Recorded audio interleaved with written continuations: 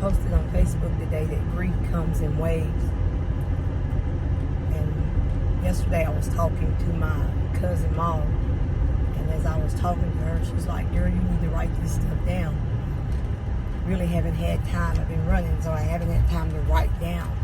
And I'm recording this, and I'll figure it out. Hopefully I'll be able to post it. But I just want to speak my heart for a minute. The other day, Sunday, when I woke up, my chest was hurting. And first thing, you think is, Lord, I hope I'm not trying to have a heart attack.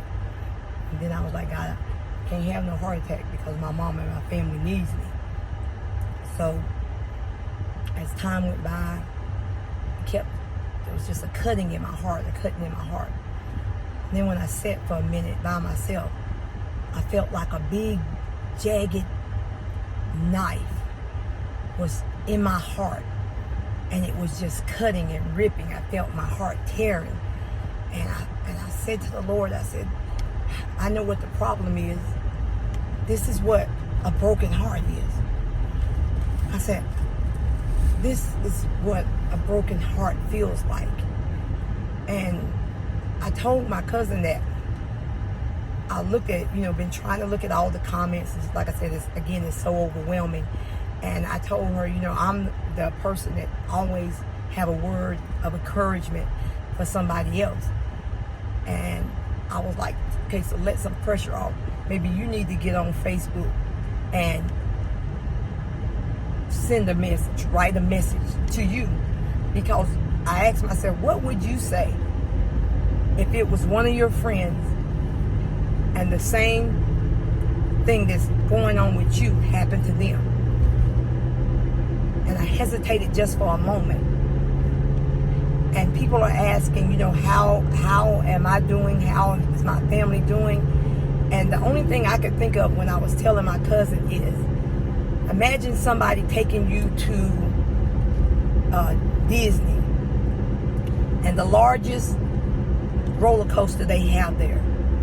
And they ask you, do you want to ride? And of course, you're scared of roller coasters, and you say, absolutely not.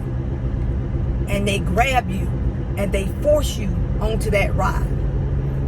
And the ride is so horrifying because of all the dips, the ups and the downs and the curves, and you're just totally horrified. And the only thing you can do is hold on. You can scream, you can cry, but until that roller coaster comes to a stop, there is absolutely nothing you can do. Again, grief comes in waves. So I tell my family, cry. My little nephew, he would say, I don't like to cry in front of people. But I was like, it's okay, because to everything there's a season and a purpose and a time under the sun. And there is a time to laugh and there's a time to cry. But what I do understand is that as horrific as my brother's death is, I know that earth has no sorrow that heaven cannot heal. And what I do know, according to my pastor, that everything that happens in our lives goes through the hand of God. It goes through the hand of God. We may not understand it, but I do understand that when we don't understand the hand of God, the move of God, we've got to trust his heart, knowing that God loves us unconditionally, and we have to learn to accept what God allows.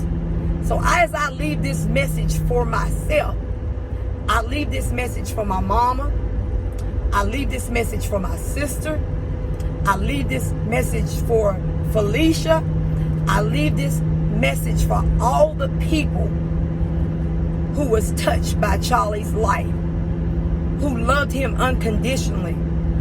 And right now we're crying. But I promise you, later on, we're going to be able to smile. And we're just going to have to go through the process. There's no point in rushing it. We're just going to have to go through the process.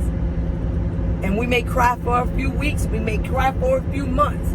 But I tell you, the tears is going to subside. And we're going to live through it. That's the only choice we have to live through it. So I want to encourage you, my family.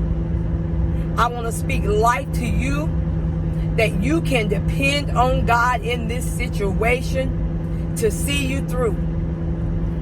I pray for every person involved in this horrific crime, that God's will be done and that justice will be served.